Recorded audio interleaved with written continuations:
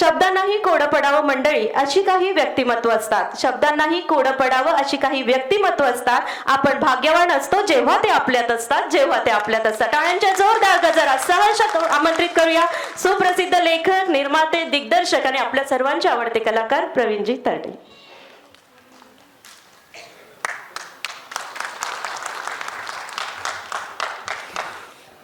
व्यासपीठावरील सर्व मान्यवरांना नमस्कार.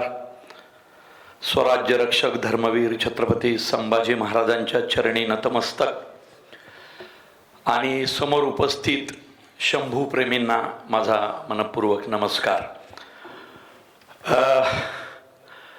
खूप सुंदर कार्यक्रम. आपल्या शंभू राजांचा जन्मोत्सव सोहळा ही संकल्पना ज्यावेळी तुम्हाला सुचली असेल त्या प्रत्येकाला माझा मानाचा मुजरा आहे.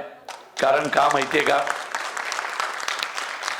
हा एक असा राजा होऊन गेला ज्याचा जन्मोत्सव हा घराघरात साजरा झालाच पाहिजे. त्यामुळं राज देशमुखजी, तुम्हाला मी म्हणजे आभार मानतो तुमचे की तुम्ही इतक्या सुंदर उपक्रमाला तुम्ही बोलवलं. कारण कसं आहे, आपल्या महाराष्ट्रात हा पुरोगामी महाराष्ट्र आहे, हा धार्मिक महाराष्ट्र आहे, हा वारकरी संप्रदाय जपणारा महाराष्ट्र आहे.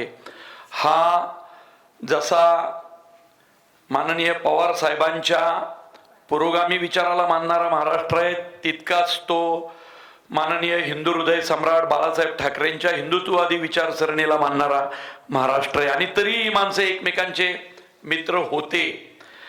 पण ती जी मैत्रीची संकल्पना होती हीच महाराष्ट्राचं वैशिष्ट्य आहे. वेगवेगळ्या विचारसरणी गुण्या गोविंदानं या महाराष्ट्रात नांदतात, हातात हात घालून पुढे जातात.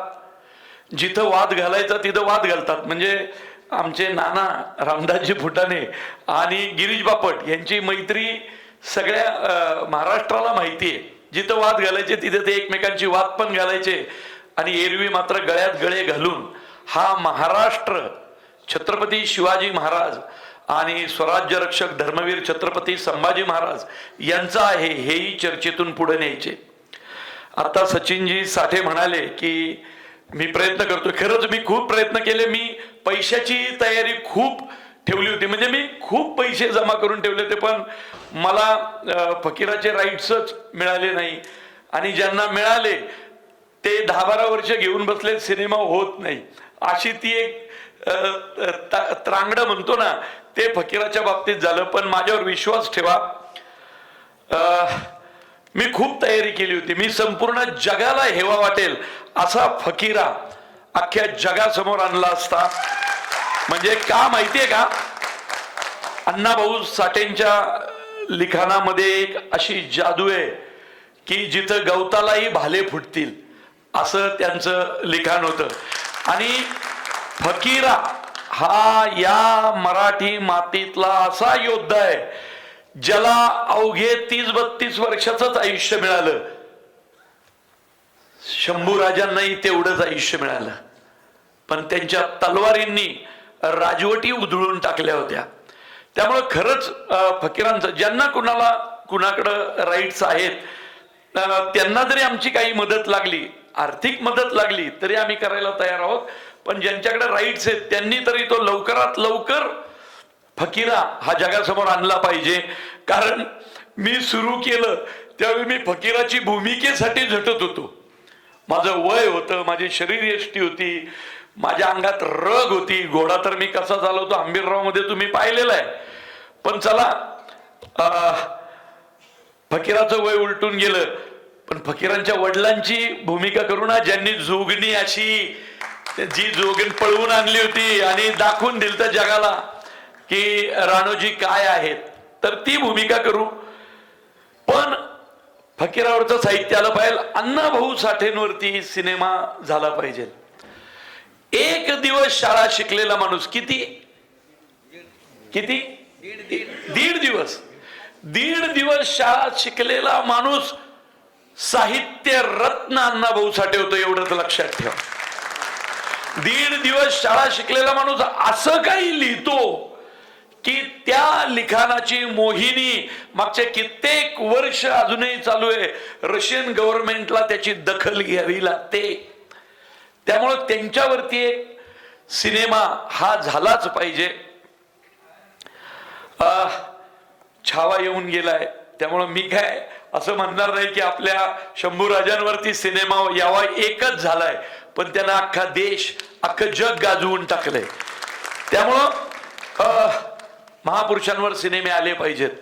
आमच्या विश्वास पाटील आमचे लिखाणातील माझे आदर्श आहेत, चित्रपट सृष्टीतले आदर्श.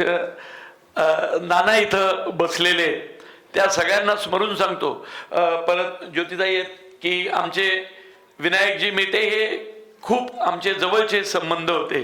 विनायकजींशी भडभडून बोलायचे, दरवेळी भेटलो की चर्चा खूप चांगल्या पद्धतीने करायचो. त्यामुळं राजजी, खूप चांगल्या कार्यक्रमाला तुम्ही संधी दिली. आमचे जाधव सर, ज्यांच्या हाताखालून अनेक मोठमोठे कलाकार घडले मराठवाड्या मित्रमंडळात. माझी मिसेस ही त्यांची विद्यार्थिनी आहे. देऊळबंद सिनेमा येतोय 21 मेला. ज्यांनी शेतीवरती प्रेम केलंय, ज्यांनी शेतकऱ्यावरती प्रेम केलंय, रोज आपल्या घरात येणारं अन्नधान्य आणि पालेभाज्यांवरती जो प्रेम करतो, त्यांनी हा चित्रपट पाहिलाच पाहिजे. कारण का माहितीये का, आता आम्ही तरी देवालाच परीक्षेला बसवलंय. देवाला आम्ही अक्षरशः परीक्षेला बसवलंय आणि विचारलंय की आता तुम्ही तरी आपल्याकडं तुम्ही म्हणाल ती तयारी आहे आता.